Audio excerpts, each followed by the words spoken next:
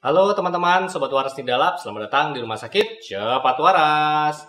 Pada episode kali ini, saya Dr. Rinaldo, spesialis penyakit dalam, akan mengupdate ya berita-berita terbaru seputar vaksin-vaksin yang sudah digunakan di Indonesia. Jadi biar kita nggak ketinggalan ilmunya dan makin paham dan yakin nih sama vaksin-vaksin yang sudah disetujui oleh BPOM untuk diberikan ke masyarakat Indonesia. Data dari Kementerian Kesehatan per tanggal 1 Juni 2021 kemarin, dari total 40 jutaan orang yang menjadi sasaran cakupan vaksinasi awal ya, yang sudah menyelesaikan vaksinasi dosis pertama itu sekitar hampir 42%.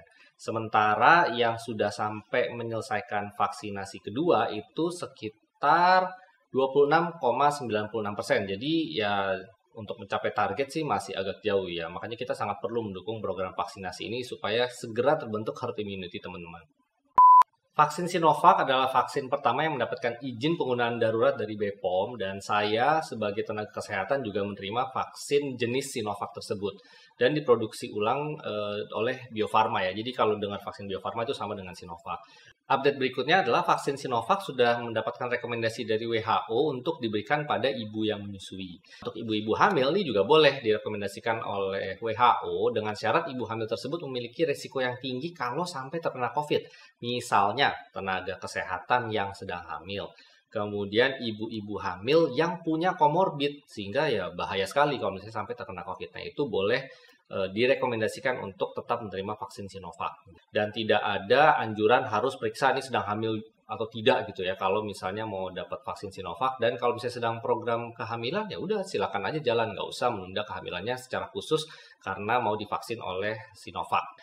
Update yang terakhir, nah WHO baru saja mengeluarkan izin penggunaan darurat secara global terhadap vaksin Sinovac. Jadi kita mestinya sih senang ya, karena berarti kita bisa mengunjungi negara-negara yang mengharuskan pengunjungnya itu sudah divaksin, yang vaksinnya sudah mendapat izin dari WHO.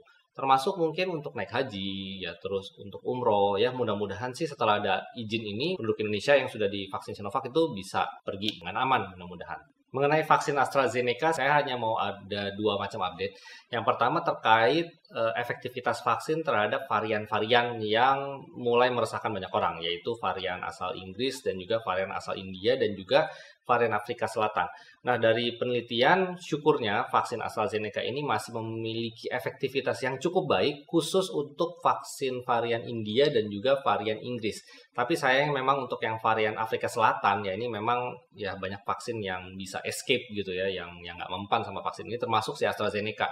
Dari penelitian tidak terlalu efektif untuk varian Afrika Selatan. Mudah-mudahan itu nggak masuk Indonesia ya variannya ya. Nah, kemudian update yang kedua adalah mengenai batch vaksin AstraZeneca yang sempat ditarik untuk diuji sterilitas dan toksisitasnya oleh BPOM, mengingat ada kejadian meninggal dunia ya setelah divaksinasi vaksin AstraZeneca dari batch tersebut. Nah itu ternyata hasil keluar uji sterilitas dan toksisitasnya, ini batchnya ternyata aman-aman saja, sehingga sudah boleh dipergunakan kembali untuk vaksinasi yang berikutnya. Update yang terakhir adalah tentang program vaksinasi gotong royong. Nah, sudah ada dua vaksin sebenarnya yang diperuntukkan untuk vaksinasi gotong royong ini, yaitu yang pertama vaksin Sinopharm dari China, yang kedua adalah vaksin Sputnik 5 gitu ya dari Rusia, Gamaleya gitu ya. Nah, saya nggak mau bahas yang Sputnik karena belum masuk gitu ya, saya bahas Sinopharm aja. Jadi vaksin Sinopharm ini kurang lebih mirip banget ya sama vaksin Sinovac, sama-sama virus yang sudah mati gitu ya. Bahkan zat-zat tambahannya untuk pengawet, untuk meningkatkan efektivitas juga kayaknya sih sama persis kayak Sinovac. Nah, jadi otomatis reaksi efek samping yang ditimbulkan ya dari data yang ada saat ini gitu tidak ada efek samping yang serius gitu. Jadi hanya samalah mirip kayak Sinovac, efek samping ringan hingga sedang saja. Efektivitasnya pun juga baik. Kalau Sinovac sekitar 65% kalau saya nggak salah ingat. Nah si Sinopharm ini efektivitasnya malah lebih dari 70-an%. Data yang saat ini, kita nggak tahu nanti ke depannya gitu ya. Nah, untuk pemberiannya tetap sama 2 kali dosis. Kalau si Sinopharm ini disarankan jarak antara dosis pertama sama yang kedua itu jaraknya 21 hari. Dan yang boleh menerima vaksin Sinopharm ini adalah yang usia 18 tahun ke atas dan juga mereka yang lansia juga boleh. Nah, ya ini karena baru masuk, Sinopharm belum lama dipakai, kita tunggu aja data-data berikutnya ya. Tapi itu sekilas info dulu tentang gambaran Sinopharm itu vaksinnya kayak gimana.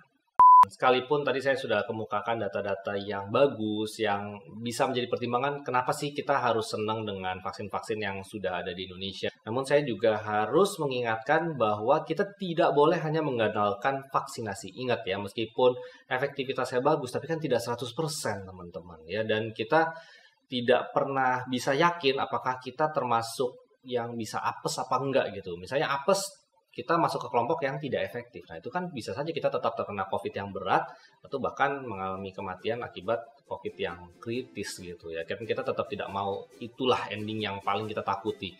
Jadi ya tetaplah protokol kesehatan ya. Aduh, lagi-lagi saya ngomongnya protokol kesehatan udah sampai berbusa deh. Protokol kesehatan itu yang paling penting menurut saya gitu ya. Selain ya vaksinasi juga penting. Kenapa? Karena vaksinasi menambah chance kita untuk bisa survive nih, untuk bisa selamat gitu ya, amit-amit masih kena dari si virus COVID ini ya, yang nggak mau pergi-pergi gitu ya. Jadi ya udah laksanakan dua-duanya, meskipun sudah divaksinasi jangan lengah, tetap bisa ada risiko Anda terkena gejala yang berat atau bahkan mengalami kematian karena tidak ada efektivitasnya yang 100% ya. Tapi bukan berarti tidak ada manfaat, jadi ngapain divaksinasi, nggak gitu juga ya. Tetap vaksinasilah gitu ya, karena kan penelitiannya sebagian besar efektif gitu. Jadi ya kita ambillah chance tersebut ya, chance untuk mendapatkan proteksi tambahan. Sekalian makin mengetatkan protokol kesehatannya. Kalau menggabungkan dua hal tersebut plus ditambah lagi ya berdoa yang kencang gitu ya supaya dijaga kesehatan kita sama Yang Maha Kuasa, mudah-mudahan aman, imun, iman, kita selamat selama pandemi ini. Terakhir, saya mau mengajak teman-teman untuk follow akun Instagram saya dan Idalab karena kami rutin mengadakan IG Live berupa konsultasi cepat waras, di mana nanti banyak topik-topik, kadang ada narasumber lain juga sesuai bidang yang kompeten dengan topik yang dibawakan, dan teman-teman boleh nanya langsung ya, karena namanya juga sesi konsultasi cepat waras gitu ya. Jadi mudah-mudahan ya bisa membantu menambah ranah edukasi yang saya berikan untuk masyarakat. Oke teman-teman, semoga teman-teman suka dengan konten kami. Kalau suka jangan lupa like, share, subscribe ya. Belnya diaktifin supaya cepat dapat notifikasi kalau ada video baru. Dan saya berdoa semoga kita senantiasa sehat, selalu dilindungi oleh Yang Maha Kuasa, tetap waras, makin waras selama pandemi ini. Dan sampai jumpa tentunya di episode Rumah Sakit Cepat Waras berikutnya. Bye-bye!